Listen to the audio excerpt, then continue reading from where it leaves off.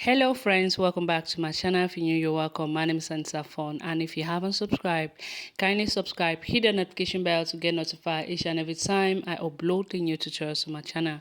If you're a old member, you're welcome back. Thank you for coming back to my channel. Today I'm going to show you on how to sew this bustier step by step. So if you want to know how I go about it, keep on watching. I already have so many tutorials on how to draft bustier top pattern, so go ahead and check it out and come and let's sew it together.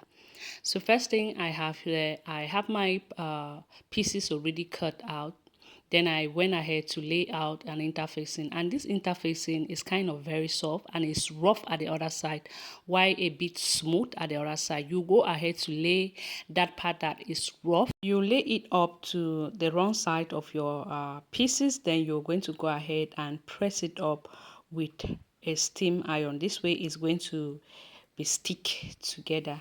Then I have my pieces here, number of number 4, number 3, number 2, and number 1. As you can see, I went ahead to add ½ inch because I did not have enough allowance to this. And this interfacing, like I said, is very soft. Then I went ahead to cut my lining piece just at the same as my main piece. Okay, now what I did was to go ahead and just notch the center of my pieces. This is where I'm going to be joining it. Just at this part that is kind of curvy, you will notch it up so you know what to pin it together. Then you go ahead and pin them up together according to number. So you can see I pick number 1 and number 2 and pin that up.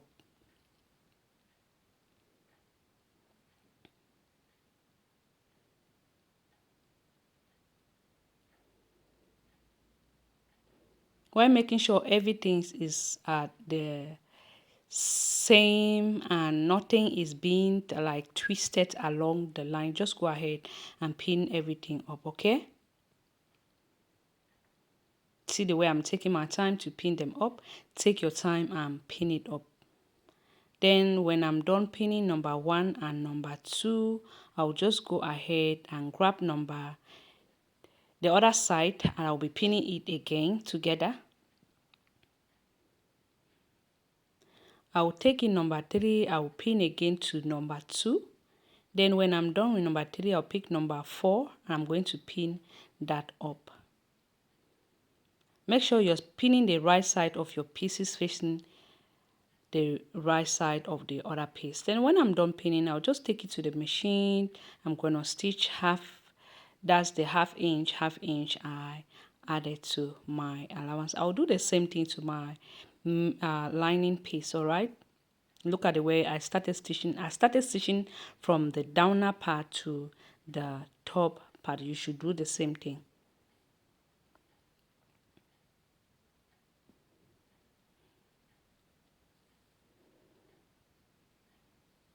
So when I'm done stitching, I went ahead to press that up. While notching it up right there, I notch it, then press it up to lay it flat. This is what is looking so far, as you can see. And I also did the same thing to my lining piece. Okay, this is my lining piece. I did the same. Then I also went ahead to press it up. I'm going to be that's placing the right side of my lining facing the right side of my main piece. Then I make sure I matches up all the seams right there, like you can see me doing. Just go ahead and follow it up and pin everything out. Then now when you're pinning at this top part, if you want, you can actually go ahead and add your hemming gum. So by the time you stitch everything, you flip it up, you press it, the hemming gun will help you to stick your lining to your top, so it will not be kind of coming up. So when I'm done pinning, I'll just go ahead and stitch while leaving about 1 inch for my zipper allowance. Okay, just look at the way I'm going to be stitching it up. So look at how I'm stitching that up. If it is possible for you not to stitch, that's the interfacing is good. But if not, like mine is soft, like I said, you can easily press it without any issue. But if you're using that hard interfacing, just go ahead and stitch closer to the interfacing, because if not, it's going to be hard for you to turn everything out, and when you turn it out, it will not be that smooth. So when I'm done stitching it, I'll just go ahead and trim up all the excess that I don't want, and make sure I notch those scarf part right there. I will notch them up, so when I turn it and press it, everything will be just lay flat.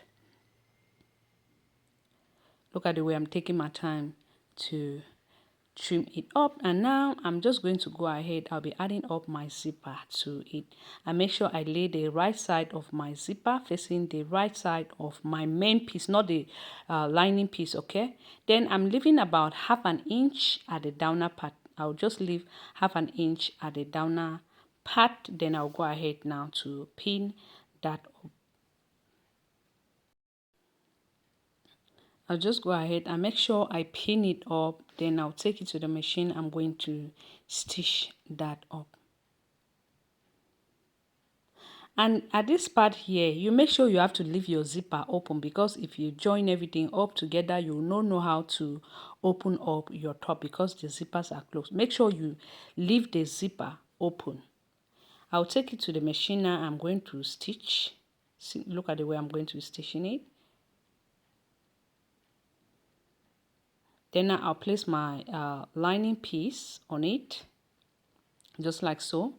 Look at what I'm doing here. Place it on top like that, and I'm going to go ahead and start stitching from this other part here to close it up.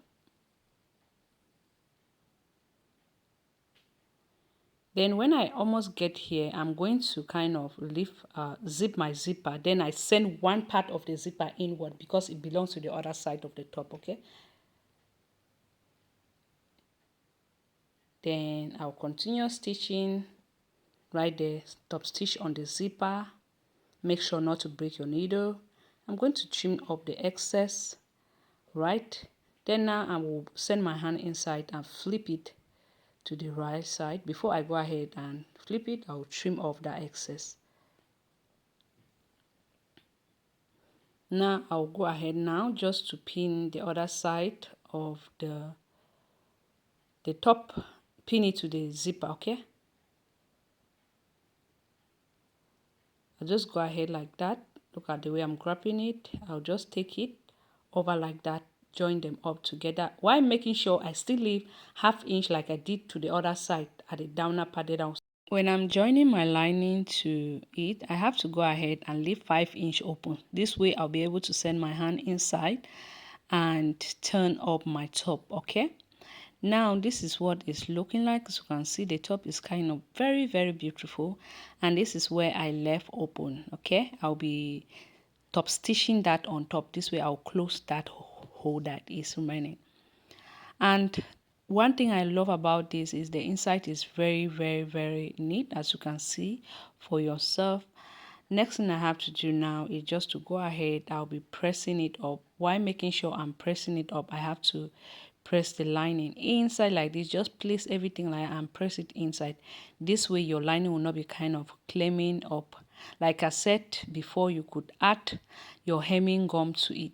When you add your hemming gum to it, what it helps you to do is to stick the lining to your main piece. By the time you put it on, the lining would not be clamming up. Okay, you just add it to the shape like that. From this top part all the way to the other side. It's really going to help you a lot. If you have one, go ahead and add it up. Then I will take it to my ironing board and press that up, making sure I push everything inside. Then I'll close this hole that is remaining. This top is not for me, it's for my friend, but I can try it on. So I'll just try it on to show you what it look like. This is what it looked like on me. My camera was a bit flu, but the top is so beautiful. Let me know what you think about it. If you love it, give it a thumbs up. I hope to see you on my next DIY. Bye.